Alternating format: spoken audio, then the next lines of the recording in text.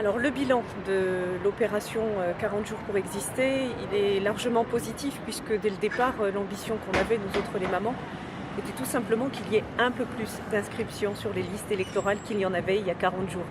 Donc le bilan ne peut être que positif dans la mesure où pendant ces 40 jours, chaque jour, la mobilisation sur le terrain s'est faite de différentes manières.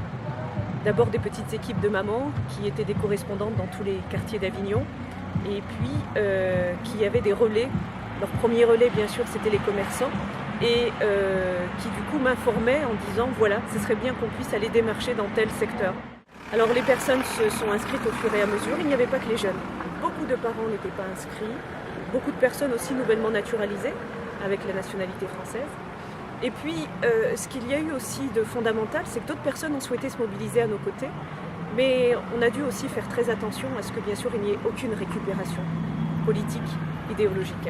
On a dû veiller à cela sur le terrain et bien sûr veiller à cela sur la toile, sur Internet, puisque pour beaucoup, ils ont participé aussi par le partage via les réseaux sociaux, notamment notre compte Facebook.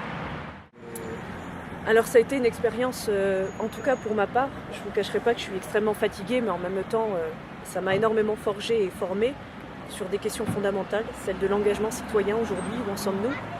Et il y a eu, d'un point de vue humain, beaucoup d'échanges, beaucoup de rencontres, des très belles rencontres et puis aussi des rencontres assez difficiles.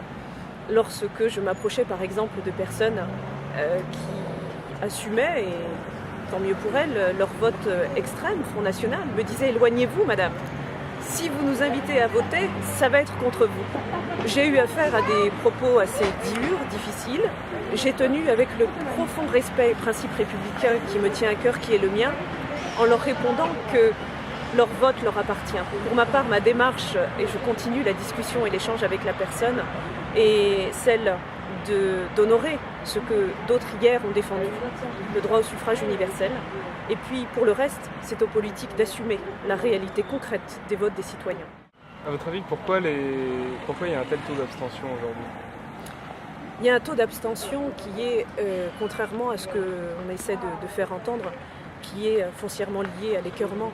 Il n'y a aucune éthique de la responsabilité dans la gouvernance politique. Les affaires éclatent, qu'elles soient ici locales ou d'un point de vue national. Je crois qu'il y a une vraie crise de la confiance. Donc l'abstention n'est pas du tout liée à un désintéressement de la politique. Que ce soit les commerçants, que ce soit les parents, que ce soit les jeunes, il y a une véritable soif de justice sociale et de mettre le citoyen au cœur de la vie citoyenne, donc de la vie politique au sens noble du terme. Donc l'abstention est beaucoup liée à cela, au manque de leadership, parce qu'il ne suffit pas que d'être un élu de la République, il faut aussi savoir construire un leadership autour de la confiance et des principes qu'on aura su honorer par les actes, et non pas par les discours, et certainement pas par les slogans qui en ce moment sont en train d'hypertrophier complètement la vie politique. Quel type de slogan par exemple ? Alors le slogan du vivre ensemble, celui-là, tout le monde le récupère, tout le monde se dit présent et on les verra demain dans les quartiers. Ces personnes qui vont promouvoir le vivre ensemble, qu'on n'aura jamais vu par ailleurs. Certaines, on les aura vues bien sûr. Pour ma part, ce slogan est complètement récupéré et puis il est vide de sens par rapport aux injustices sociales que nombre de jeunes vivent dans les quartiers, dans les territoires ou ailleurs. Je crois que plus que le vivre ensemble, c'est le construire ensemble qui est à l'ordre du jour. Et ensuite, on vivra ensemble. Beaucoup de sociétés, vous savez, vivent ensemble, mais ils cohabitent. Comme quand on est un jeune étudiant, on peut cohabiter parce qu'on n'a pas assez de moyens pour être dans son appartement de façon autonome. Je suis moi-même élue à la vie étudiante et au logement étudiant.